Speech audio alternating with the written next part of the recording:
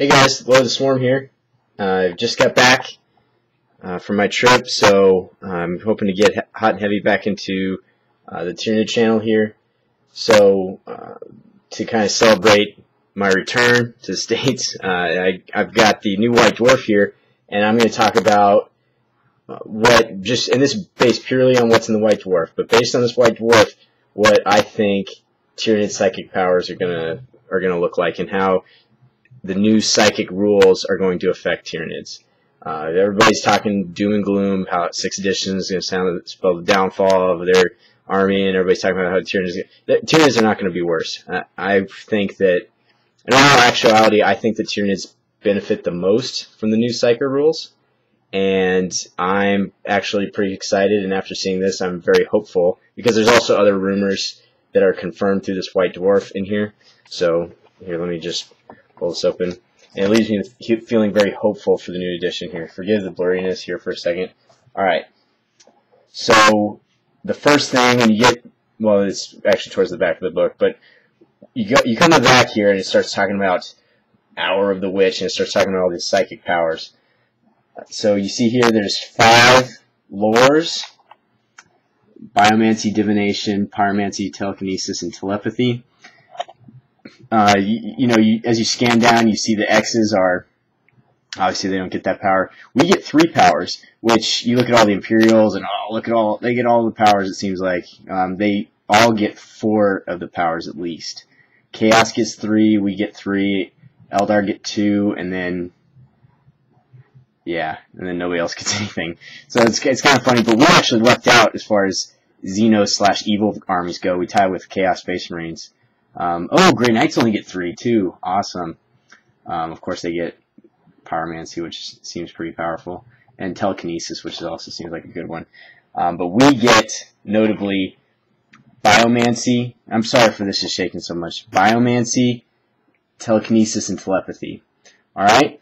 But as you read through the White Dwarf, it talks about, well, a Blood Angel's Librarian can take the psychic disciplines. It basically outlines the rules for how your psychers can take power. So you flip through, you finally get to Tyranids.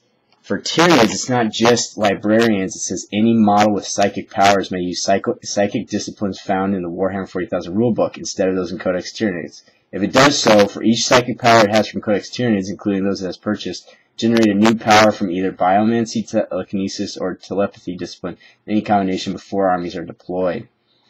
So, and it kind of talks about how, basically what I'm thinking here right now is that we usually have a ton of psychers, so you can sit there and upgrade your guys. I guess there's psychic powers that, make your guys better, or whatever. But at the beginning, it actually shows, see, isn't this cool?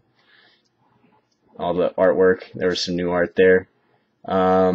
Just looking for the page. Here, give me a second to find it. That's the cover of the new book. That is pretty sweet. Gamers Edition, I think I'm going to get that one just because it comes with that case. The cards. It actually shows the cards. So, here, let's let it zoom in for a second. Okay. Hopefully this is coming up okay. Here, I'm just going to read it, not off the screen. So, it talks about Biomancy. It's kind of interesting because it's like they cut and paste powers out of the other books and put them in here randomly. And it's kind of hard to tell what a lot of cards do because they're half cut off, but you can tell at least what one from each card is going to do, each set. So we got Biomancy. So let's look at that. There's Smites in there. So I think it's just the copy paste of the Space Marine spell. Iron Arm. It says Iron is, and then it gets cut off. Power, Toughness, Warrior, something. So it's something about it's gonna buff your attacks. Enfeeble, it might just say your strength equals your opponent's toughness or something like that, or double their toughness or something. I don't know. Something to do with their toughness. Enfeeble, which I think is Enfeebling Foe from the lore, or from the Shadow lore from Fantasy, and it's -1 to something. And treats all terrain probably as something else. It's probably a combination of like Warhammer Fantasy effects, and that's gonna be good to like debuff like a unit of paladins or something like that. So that's gonna be really cool. Endurance, it gains either Fearless or Furious Charge. something within 24 inches. I don't know what that's going to do. Life Leech, it looks like a Life Leech Essence. I think that's exactly what it is Leech Essence. So that's what we already had that one. Warp Speed is probably Initiative 10, and then it says something about attacks. So, but we'll be Initiative 10 probably, which would be awesome on like a Trigon or something like that. I'm hoping that you ignore terrain as well. So maybe you go faster in the movement phase. And then Hemorrhage. This one doesn't look like it's going to be too crazy, but it just, basically, it's kind of like the Eldar power where they can like pick wounds off people. But it's just, you pick a model within 12. It has to pass a toughness test or suffer a wound with no armor saves or cover saves allowed. And then if it dies, then you can pick another model within 2 inches and keep it going until something doesn't die. So it's probably not going to work too many times, but what I'm seeing this for is like to snipe the Tech Marine out of a Paladin unit, or snipe a Sanguinary Priest, or snipe the guy with the Power Fist or the Sergeant. So that's what I'd probably use that one for. So that's going to be kind of a cool power. And it's Warp Charge 1, which I think is something to do with casting cost. I don't know, but Warp Charge 1 seems like it's not that big of hard to cast. So hopefully, you know, you can get that power and just snipe people with it. I'm not really going to talk about Pyromancy and Divination. I'm sure there's websites that have it all about it right now. But we don't get Pyromancy. And I'm just reading through it, and it looks like one of them's like you get a melt-a-gun that shoots out of your head. That's not that bad, you know. There's one that looks like it's called Flame Breath. It looks like a heavy flamer. That's not that big of a deal, you know. And then Divination it gives you your guys like invulnerable saves, which, I mean, that's good, but it's not crazy. And then there's the one that I can see clearly is, and there's glare right on in there, isn't there? Basically, you just get, you can roll 3 dice and pick the one you want for reserves outflanking mysterious terrain, which means there's going to be weird terrain in the book. Alright, so Telepathy, I'm really interested about this one. Pyromancy, I'm just interested to see what the spells do, but Telepathy looks like it's going to be pretty good. So, there's a Psychic Shriek. It's roll 3d6, unit suffers, armor, and something. So, it sounds like the Doom Mountainside power is this one right here, if it would zoom properly. Yeah, see, it's called Psychic Shriek or something. The Psyker emits a shriek. Yeah. So, Dominate, must pass the leadership test to shoot, run. That's what I'm assuming, or maybe it's a strength test or toughness. I don't know, but it sounds like the Blood Angel power. Mental Fortitude, unit within regroups. Yeah, whatever. I mean, we don't regroup. Puppet Master, 24 inches, as if it was. Maybe you get to actually control it. So players, yeah. So maybe we control a unit. We can cast that. Imagine taking control of somebody's like Paladin unit or Long Fangs and blow up one of their vehicles. That would be pretty cool. Terrify. It's probably like the Blood Angel power where they run away out of -2 leadership or something like that. Visibility. That one looks cool because it gives them stealth. Something skill 1. Maybe if you shoot at them, you're skill 1. And hopefully Night Fight somewhere in there too. That'd be a cool power to cast on like a unit of Gene Stealers as they're like running through terrain and stuff. That'd be really good. And Hallucination. It's basically the Grey Knight grenades. The first one pins them unless they're in combat or are fearless or something, and they automatically pass. Then the next ones are something like that. The unit cannot shoot, run, declare charges, or strike blows in close combat. That's kind of cool. So you cast that on somebody and they just stand there. And then 5/6, you're a traitor. Each model strikes his own unit, and basically with his weapon. It talks a lot about using the strength of his weapon and special bonuses, whatever. Basically, he just makes a close combat attack on his own unit. And he has to take the most powerful close combat weapon. He can't, like if he has a close combat weapon and a power fist, he can't choose the close combat weapon, basically. So, those powers are pretty cool. And we get those. So, I think that that's going to really help us out. So, Telepathy seems pretty cool. And Telekinesis, you see right there, Vortex of Doom. Basically the Space Marine spell, but now we get a Strength 10 AP1 Blast template. That's cool. We didn't get any sort of AP1 weapons before other than zoanthropes. So I think that's pretty neat. Let's see. There's Telekind Dominion, something like that. Invulnerable side. And basically, it looks like a shield. The shield from the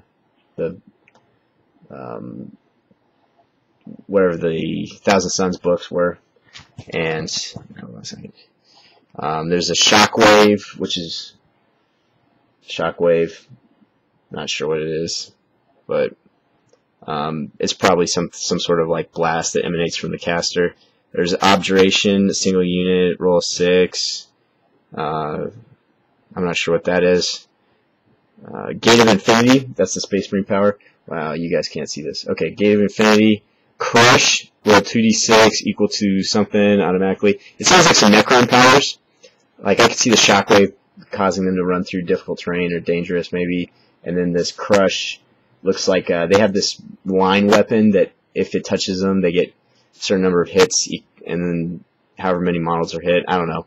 Something like that. And then Assail is I don't even know what it is, but it's got an 18-inch range. See, it says using nothing blank boulder. So maybe throw a bolter at somebody or a boulder.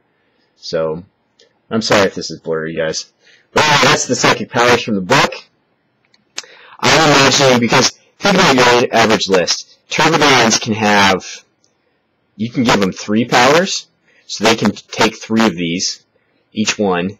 Because if you upgrade it, if you buy another power, you can add another power from this list. Then, something like even the Broodlord. The Broodlord gets 2 powers. He's a Psyker, so he can take 2 of these powers. The Hive Tyrant gets 2 powers. The Swarm Lord gets 4 powers. Zoanthropes each get a power. You can have a ton of these powers, and they're not broken. They don't seem like they're too over the top. It's not like Jaws of World Wolf and all these crazy spells. It doesn't look like you're just going to blow away your opponent's army. It just seems like they're useful. You know, like now we get a strength 10 AP1 weapon from it's not a zoanthrope. We can sit there and cast like invisibility on our guys and make it so they run across the table faster, or not faster, but they can't be shot at as easily. You know, it just seems like useful spells. And because all of our guys can pick, or all of our Psychers at least can pick these, it seems like we're going to benefit a lot. Any one of our guys can take these, and it doesn't cost extra. You just say, I don't want to take the Tyranid power, like the Hive Tyrant. Does he really want to take? Paroxysm is good, but what else is he going to take? So, and I think you can switch them in any combination. So, like, take a Tyranid Codex power and another power. I could be wrong on that. So, and that coupled with Psychic Defense, if each of our Psychers, the new fact says that if you're within 12 inches of a Synapse creature, you add 1 dice to your dice roll. So if you're within range of 3 Synapse creatures, even if you're in a vehicle, you roll 5d6, trying to get under 10 and not rolling any double 1s or 6s. So we're back in the game as far as Psychic Defense goes. What else? Oh, something that there's a rumor about flying monsters, creatures, if they fly over something, they get D3 plus 1 strength equal to their strength hits on a unit that they fly over, and they can fly 24 inches in a turn. That's pretty cool. Imagine like Harpies flying over stuff and hitting them, and hopefully the monster creature buff sticks around. And then the Psychic Hoods are going to become basically the Space Wolf runic weapons. But there's something called the Deny the Witch or something like that, and I think regular units are going to have a chance at stopping psychic powers, which is good for the game because like all the Xenos armies don't get psychic defense anymore. That's pretty terrible. So, but the Psychic Hood changes that Deny the Witch ability to a 4+. So basically makes it a rune save. And it's within 6 inches if a unit tries to stop it, then they get a 4+ if there's a Psychic Hood around. Which is good for the game. That's necessary. Because there's going to be a ton of psychic powers flying around. But other armies aren't going to benefit a lot because it's really only the HQ choices. So, yeah, those are my thoughts. And time will tell, but I don't want everybody to be doom and gloom for Tyranids. It seems like we're doing okay as far as the rumors go. So I'm really excited now, and I'm filled with hope after reading this White Dwarf. So, alright, well, talk to you later.